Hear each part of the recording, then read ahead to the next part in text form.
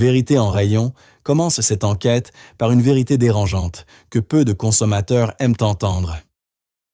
Une grande partie des eaux en bouteilles vendues comme pures et naturelles ne sont en réalité que de l'eau du robinet retravaillée, enfermée dans une bouteille au design séduisant.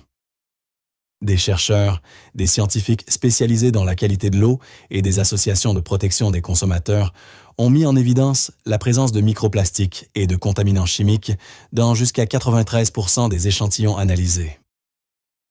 L'image de l'eau de source cristalline véhiculée par la publicité est donc souvent trompeuse. Pire encore, le consommateur paie parfois jusqu'à 2000 fois plus cher que l'eau du robinet pour un produit qui peut s'avérer de qualité inférieure. C'est pour cette raison que Vérité en rayon a décidé d'identifier les 7 pires marques d'eau en bouteille aux États-Unis. À la 7e place se trouve Nestlé Pure Life.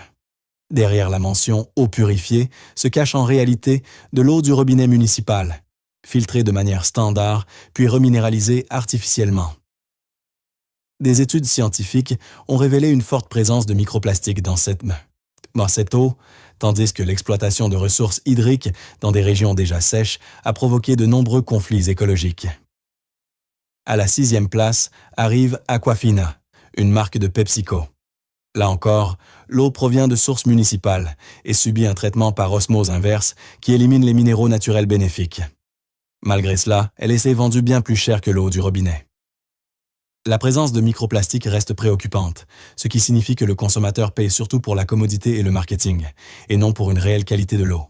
Vérité en rayon poursuit avec la 5e place du classement, occupée par Arrowhead. Cette marque met en avant une haute source de montagne provenant de Californie, du Colorado et du Canada. Mais des enquêtes ont montré que certaines de ces sources sont controversées et liées à des pratiques de captage non durables dans des écosystèmes sensibles. Des tests de goût décrivent souvent cette eau comme métallique et excessivement minérale, ce qui peut indiquer une composition minérale problématique ou de possibles contaminations. À cela s'ajoutent des bouteilles en plastique très fines et de mauvaise qualité qui, lorsqu'elles sont exposées à la chaleur, peuvent non libérer plus facilement des substances chimiques dans l'eau. Les conflits persistants autour des droits d'exploitation de l'eau dans la forêt nationale de San Bernardino renforcent encore les critiques. Malgré l'ensemble de ces problèmes, Arrowhead pratique des prix intermédiaires, ce qui signifie que le consommateur paie avant tout pour une image marketing attrayante, tout en recevant une qualité inégale. À la 4e place se trouve Kirkland Signature, la marque distribuée par Costco. Son prix extrêmement bas, avec parfois une quarantaine de bouteilles vendues pour quelques dollars seulement, soulève de sérieuses questions sur l'origine et la qualité de l'eau, d'autant plus que les sources restent volontairement vagues. Sur le plan gustatif, cette eau est souvent décrite comme fade et stagnante. Les bouteilles très fines se déforment facilement et augmentent le risque de migration chimique, en particulier lors d'un stockage prolongé dans des environnements chauds. Les formats de vente en très grande quantité contribuent également à la pollution plastique et accroissent les risques de contamination, tandis que de nombreux experts rappellent que même une eau du robinet simplement filtrée constitue ici une option de meilleure qualité. Vérité en rayon continue avec la 3e place, occupée par Sam's Choice, la marque distribuée par Walmart. Selon plusieurs études menées notamment par l'Environmental Working Group, cette eau est considérée comme particulièrement problématique, car des substances polluantes dépassant les seuils recommandés ont été détectées dans plusieurs échantillons. La qualité de l'eau varie fortement selon le site d'embouteillage, tandis que son origine exacte reste floue pour le consommateur. Les bouteilles, extrêmement bon marché et très fines, favorisent en plus le relargage de substances chimiques dans l'eau. Lors de tests de dégustation, cette eau est fréquemment décrite comme ayant un goût de plastique ou un arrière-goût stagnant, ce qui conduit de nombreuses associations de consommateurs à déconseiller explicitement sa consommation régulière. À la 2e place arrive Ethos Water, la marque de Starbucks. Son positionnement caritatif donne l'impression d'un produit responsable et de qualité supérieure. Mais en réalité, il s'agit là encore d'eau du robinet traitée, issue de sources municipales. Malgré un prix élevé, Ethos offre un goût jugé plat et peu convaincant. L'emballage soigné et le discours marketing créent une illusion de pureté et d'origine naturelle qui ne correspond pas à la réalité du produit. L'objectif social mis en avant ne change rien au fait que le consommateur paie avant tout pour la marque et l'image, et non pour une meilleure qualité de l'eau. En tête du classement, à la première place, se trouve Dasani, la marque de Coca-Cola, souvent considérée comme l'une des pires eaux en bouteille disponibles. Elle provient clairement de l'eau du robinet, à laquelle est ajouté un mélange controversé de sel.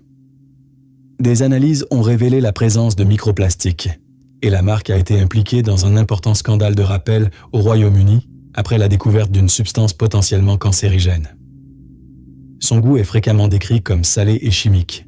Son pH est acide, et malgré cela, elle est vendue à un prix élevé, tandis que des millions de bouteilles en plastique contribuent à des dommages environnementaux massifs.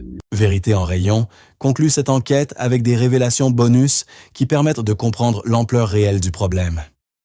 Premièrement, des études menées par l'Environmental Working Group montrent qu'environ 64% de l'eau en bouteille n'est en réalité que de l'eau du robinet, commercialisée à l'aide d'images de sources, de montagnes et de nature intacte, alors que le consommateur paie jusqu'à 2000 fois plus cher que l'eau du robinet.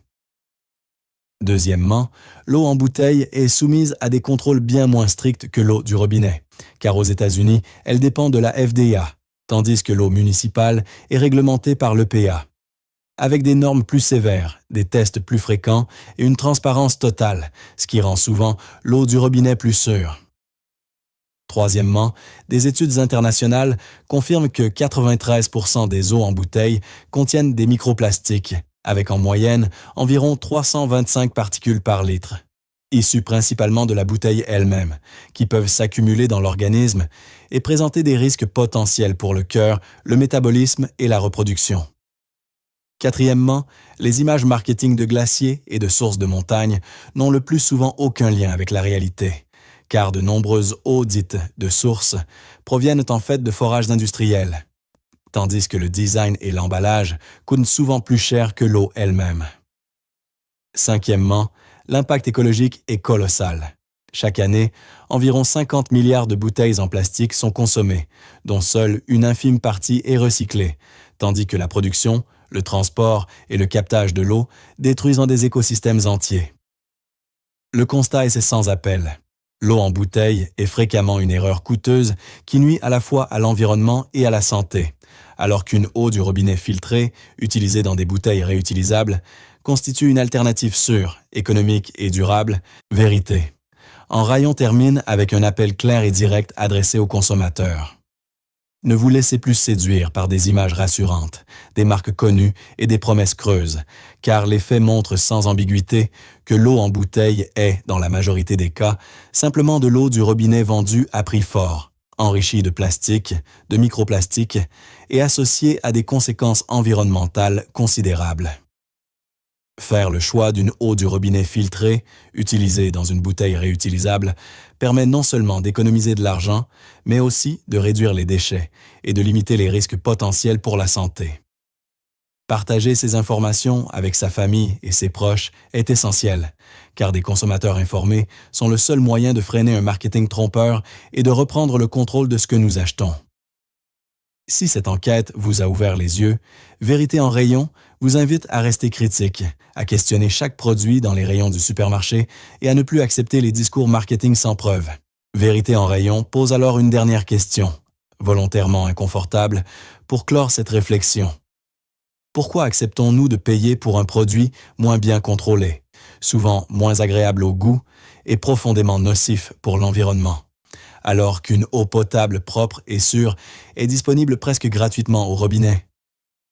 Chaque bouteille en plastique achetée alimente un système fondé sur la désinformation, le gaspillage des ressources et une pollution évitable. Acheter de l'eau en bouteille n'est donc pas un geste anodin, mais un choix qui a des conséquences réelles. Consommer de manière consciente, c'est rompre cette chaîne, reprendre la responsabilité de ses décisions et s'appuyer sur des faits, plutôt que sur la peur ou le marketing. Si vous souhaitez réellement changer les choses, le premier pas commence aujourd'hui, au moment même où vous choisissez l'eau que vous allez boire. Vérité en rayon se tourne enfin vers l'avenir et rappelle que la solution est en réalité simple et accessible à tous. Il n'est pas nécessaire d'investir dans des équipements complexes ou coûteux pour améliorer la qualité de l'eau que l'on consomme au quotidien. Un simple filtre à eau installé à domicile, associé à une bouteille réutilisable, suffit souvent à réduire considérablement l'exposition aux contaminants, à économiser de l'argent et à diminuer l'impact environnemental. Apprendre à lire les étiquettes, comprendre l'origine réelle de l'eau et adopter un regard critique face aux promesses marketing sont des gestes essentiels pour reprendre le contrôle de ses choix. Consommer de manière consciente, c'est dévoiler les stratégies de communication, comprendre les chiffres et assumer la responsabilité de ses décisions d'achat, jour après jour, produit après produit, dans chaque rayon du supermarché. Vérité en rayon ajoute un dernier point, souvent ignoré mais fondamental pour comprendre l'enjeu global. Chaque décision consciente de refuser l'eau en bouteille constitue un acte silencieux de résistance face à un modèle économique qui prospère sur la peur, l'ignorance et l'accumulation de plastique. Le problème ne se limite pas à l'eau. Il s'agit d'un schéma que l'on retrouve dans de nombreux rayons du supermarché, avec des emballages séduisants, des promesses exagérées et une qualité réelle souvent décevante. Une fois ce mécanisme compris, le regard du consommateur change durablement. Les produits ne sont plus perçus comme des évidences, mais comme des choix à analyser et à questionner. C'est précisément la mission de Vérité en rayon. Observer, comprendre et décider en connaissance de cause, sans se laisser manipuler. Vérité en rayon conclut cette analyse par une prise de conscience essentielle. Dès l'instant où l'on comprend à quel point les consommateurs peuvent être facilement induits en erreur par l'industrie de l'eau en bouteille, il devient impossible d'ignorer que les mêmes mécanismes sont à l'œuvre dans d'autres catégories de produits, qu'il s'agisse de l'alimentation, des cosmétiques ou des produits ménagers. Les chiffres, les études indépendantes et les tests scientifiques ont bien plus de valeur que n'importe quelle promesse publicitaire. Et c'est sur ces éléments concrets que repose l'approche de Vérité en rayon. Cette compréhension redonne au consommateur un véritable pouvoir, celui de reprendre le contrôle de son argent, de sa santé et de son impact sur l'environnement. Si vous êtes prêt à aller plus loin et à analyser ensemble le prochain produit qui se trouve dans les rayons de votre supermarché, il suffit désormais de décider si nous continuons cette enquête ou si nous ouvrons un nouveau dossier.